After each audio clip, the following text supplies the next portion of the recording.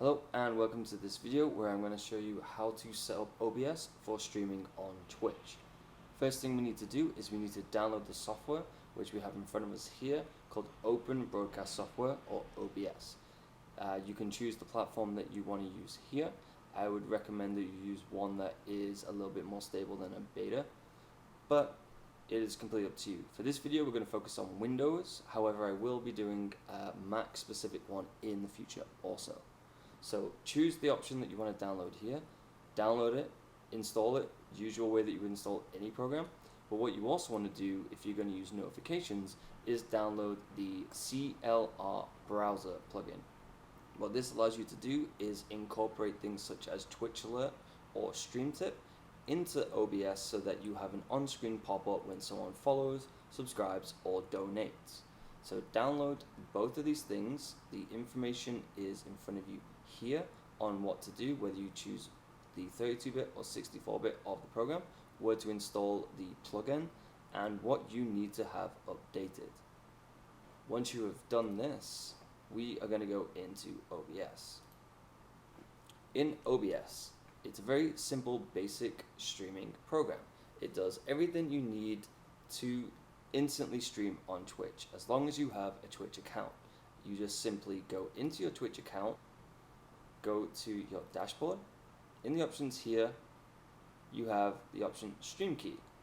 Click on this option here, click Show Key, and copy that value there. In OBS, you want to go Settings, Settings.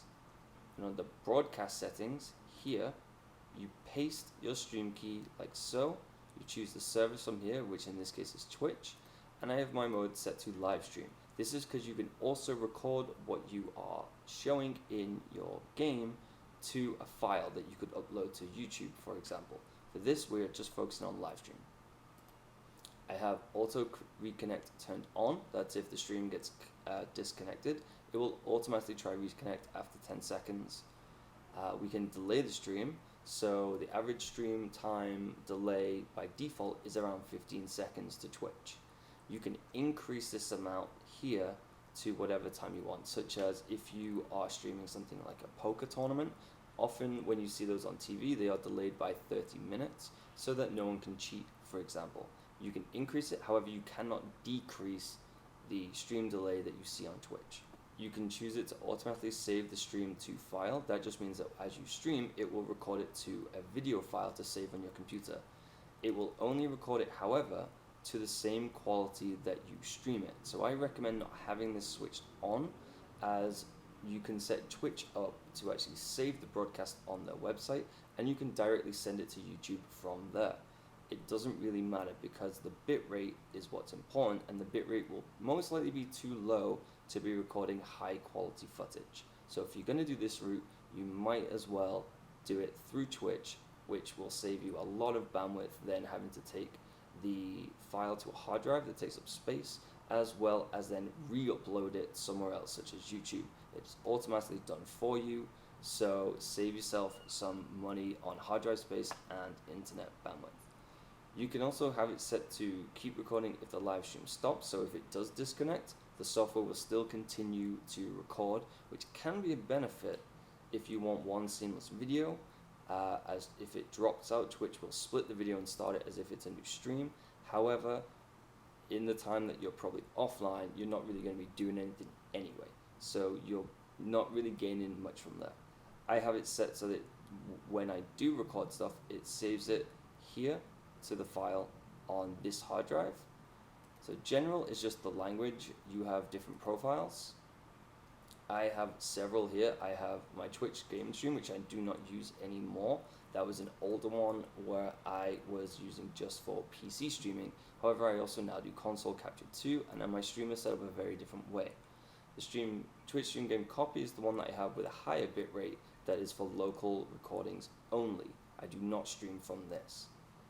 This one was my first test with that, and I found that the settings did not work to my specification, but this was the one that I use now. Console capture is I have a capture card for the PlayStation 4, so I can stream my software, I can stream a game from the PS4 through my PC as opposed to through the PlayStation app. There is a benefit to this. The reason I do it this way is that I can add overlays and control the image a lot more.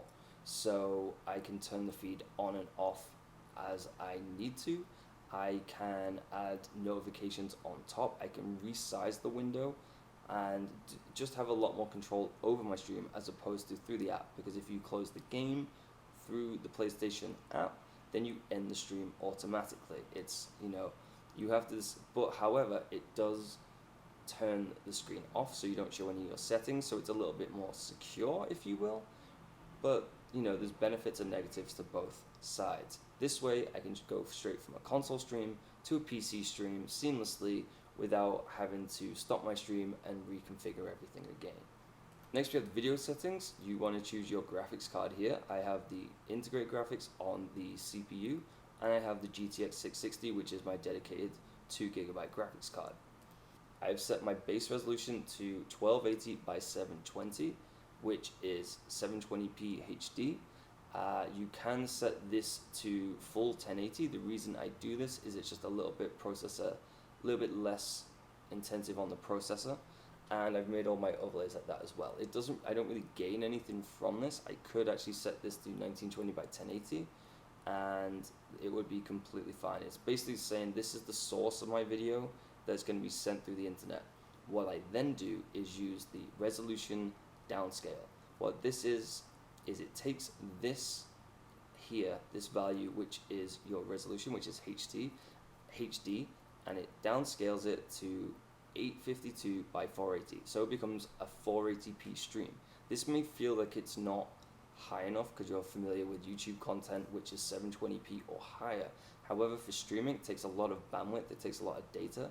So streaming at 480p is actually a pretty decent resolution, especially when you're starting out, such as myself. My upload speed is only 2 megabits per second at maximum. And so what YouTube recommends is when you stream through their service that the minimum that you want for 720p is 2500 kilobits per second, which is 2.5 megabits per second. So for HD, my internet isn't up to spec for that. However, for 480p, the recommended bitrate, or the maximum bitrate, is around 1500 kilobits per second or higher. That is the recommended amount, which is actually perfect for my internet type. So I set my bitrate around about that setting in order to stream it as best as I can. If I actually had a higher resolution through that bitrate, the image quality would actually be worse than it is as 480p. So I hope to upgrade my internet at some point soon so that I can increase this and stream at a native 720p to get the image looking super sharp and a great video image for the audience. So the next part would be the filter. This is just an option to, when you are downscaling it, the quality of that downscale. Honestly, there is very little difference between the three of these. All this does is I set it to bilinear fastest because it takes up less CPU. The more samples that you use here, the more CPU intensive that it's going to be. And I keep mentioning this because I'm streaming from the same machine that I'm playing the game on. So I want to play the game as smooth as I can and be able to stream as smooth as I can. It will actually, again, increase the quality of my stream. The higher I have this, the more CPU I'm taking away from the game, which may actually impact the fluidity of my frame rates, so it might drop lower frames, which means the quality of the stream may drop overall. So even though I'm not giving it a 720p, the best image, quote unquote, that I can, I'm giving it the best source image to downscale from. So that way I'm giving the best image that is possible versus trying to stream at 720p with the most amount of detail, which would actually cripple my stream.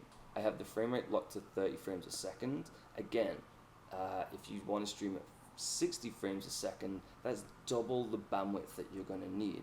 If you want to stream, for example, at 720p, you need a really fast internet and at minimum a 2500 kilobits per second. If you're streaming at 60 frames a second, you're going to need, theoretically double that, because that's how much bandwidth it's going to take. It's double the amount of frames and double, not double the resolution, but it just requires that much more data. I would recommend, if you're starting out, start at 30 frames a second. No one's going to notice. Really, they understand this. It's not a YouTube video, this is live video. People are going to be much more forgiving of that than they would in a YouTube video. You can also set it to monitor if you have a dual monitor setup, where you use one monitor to record on and one to use to do your streaming. So you can choose, for example, if your monitor 2 is the monitor you play the games on, then you can choose that there. So that's just the other option instead of all this, and it would just take the base resolution of that. Next is the audio. If you want to use your desktop's audio, then this is where you do it. If you have external speakers, this will be different. You will probably want to use one of these options. You can simply just check this by going down to the icon in the bottom right hand corner, right clicking on the speaker, go playback devices, play some music through your speakers, and figure out which one of these that you have. If you have your speakers plugged directly into your computer, which one of these has music coming from it, and that way you can set the correct one to your desktop audio device. I have it set to my monitor, as my monitor has built-in speakers, and then I plug my speakers into the monitor through the headphone jack. The reason I do this is because then when I'm playing my console game through the same monitor, the sound will also work for that, rather than having to have it just come through the crappy speakers on the actual monitor. Next is your microphone input. I have a USB mic and it will detect that. I also have a webcam, which it can use the microphone off that if you don't have a dedicated microphone, or if you have one plugged in through the microphone jack at the back or front of your computer, you can choose that too. You can have a delay on your audio too, and what I have here is because I use the Elgato capture card for my console. I have it set to a 1500 millisecond offset for my microphone. The reason I have it like this is because there is a 1.5 second delay of the image that goes through the Elgato versus my TV. So when I play in the game on my TV, it's coming through in real time, but the feed that goes to OBS is delayed by 1.5 seconds. So that means that my microphone doesn't match, my audio doesn't match the gameplay. So by setting this as an offset of 1500 milliseconds, which is 1.5 seconds, that alleviates that problem. You can also do this with the webcam, which I will show you as well. You can also set your own custom hotkeys for broadcast and audio. I only have one right now because I play with a gamepad in Steam. I have one that's the number pad 0 to mute or unmute my microphone. You can set it to other ones, or if you have macro keys on your keyboard, you can also use that too. You can also set a key for muting your desktop also. So it's up to you on what you set there. I just use this one for now. I haven't really had any trouble with it. It works completely fine. I went through several phases of trying it on different keys, but I always ran into an issue. This is the one that I found that didn't really cause me any problem. You can also have hotkeys for starting and stopping the stream, starting recording, and so on.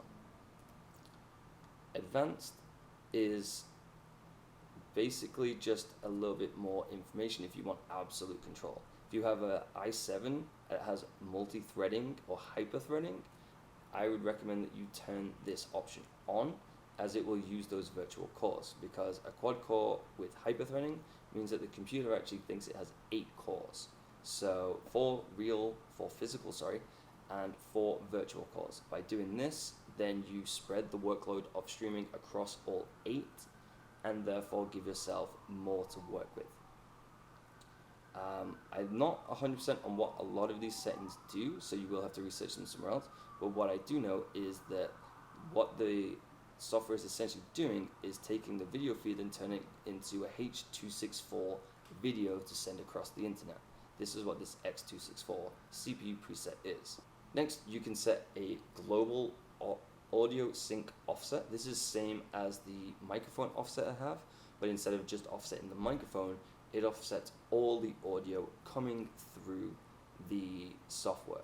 meaning that if you have, for example, a webcam that is coming in through an Elgato, or you are streaming the console, but you don't want any sound coming through the console, but you have, say, music, you have a microphone, you can push all the audio off by 1500 milliseconds or whatever it is, globally, rather than having to do it in a per app basis, or for the microphone on its own and the game on its own. You can do it globally here to save yourself a little bit of trouble.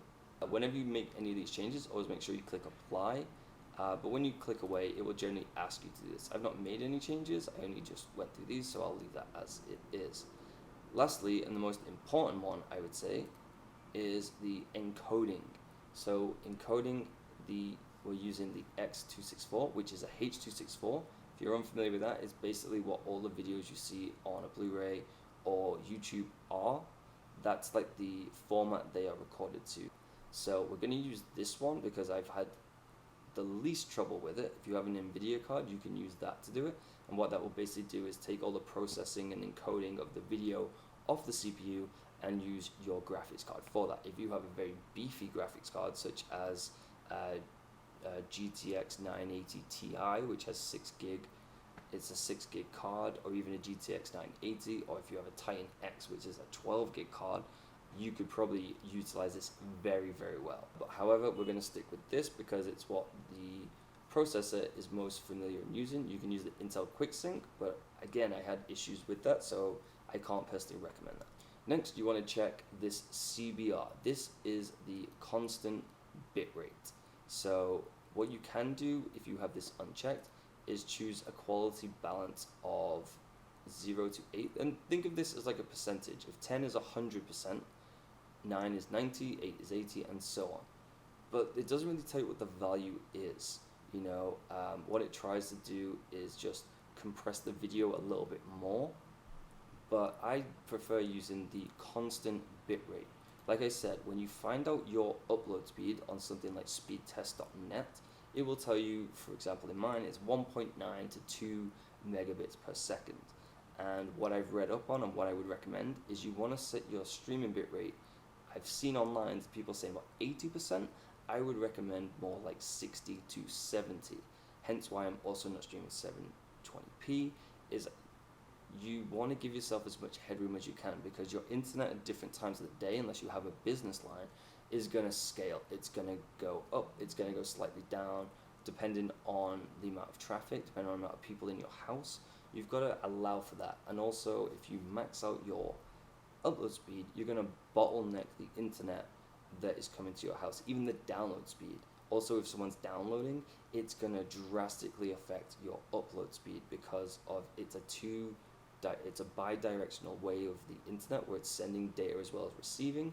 So while you're uploading, your download speed is going to drastically decrease, as well as your download speed is going to drastically impact your upload rate, which is what we need for Twitch. We are uploading a video as a live stream. That is what we're doing. I noticed that when I downloaded a game on Steam today, I did a speed check and it lowered my internet by half. So typically I would get to 1.9 to 2 megabits per second. I was hitting around 1,000 to 1,100, and for download it went from 15 megabits down to 6. So if someone is downloading, someone is watching Netflix in your house, you are competing for that bandwidth. So this will allow you to do that, where you can probably still have someone watching YouTube videos or watching Netflix and not interfere with what they're doing. So if you have a 2 megabit per second upload, I would recommend you go with something around 1350. This is the one where I have had almost 0 drop frames or 0 bottleneck or bandwidth issues with, and I've tested this for about 3 weeks now on 6, 7, 8 hour streams, and I think the maximum amount of drop frames I've ever had is 0.03% of the total frames, which was like 50 frames or 100, which is fantastic, especially on a long period of time like that. This is going to keep you nice and safe. If you have a 1.5 megabit upload, I would recommend going with something like 1,000. Setting this to 1,000. You might feel that that's a little low, but trust me, if you're getting drop frames, if you're getting bottlenecking on your internet, that is going to affect the quality of your image a lot more than anything else. And similarly, if you put it higher, you're at that top range. This value, when you're actually streaming in practice, will actually fluctuate up or down. I've noticed for mine, it goes up or down by around 200 kilobits per second. And that's because it depends on how much information is on screen. This is just giving it a guideline of this is the recommended, but not the max. It gives it like think of it like a stick with a rubber band, and your stream can go above or below it a certain amount that it can try to reach if there's a lot of like fidelity going on in the screen, it gives it that wiggle room to jump around for that. So this is what I recommend if you have a 1.9 megabit per second, such as myself. If you have lower, scale it down. You know, just find out what 60% of your upload speed is. If you have a 5 megabit upload, you can max it out. Twitch has a maximum stream bitrate of 3,500. If you have a 5, you can max it out. Put it at 3,500, absolutely. And you can easily stream at 720p on that, potentially at 60p, or even just 1080 30 frames a second. One of those two is probably going to be around the same. So if you have an amazing internet like that, you can do that. If you don't, like myself, stick with something like this. Audio I have set to 48 kilohertz, bitrate of 96. The higher this is, the better the audio quality will be. However, the difference between 96 and any of these other settings is not going to be that much different to most people's ears, and especially as it's being streamed. Again, you want to kind of keep it a little bit lower. I would recommend minimum of 96. I've left it at stereo. You can probably set it to mono. It doesn't really matter. I only have a single audio source for my mic. It's not really a stereo microphone as much as it may want to say it is. So again, that's just going to take up additional bandwidth you don't need to. AAC is an uncompressed format, which is used for videos you see on YouTube, so just leave that as is. Once you've done all this, we will move on to the next section.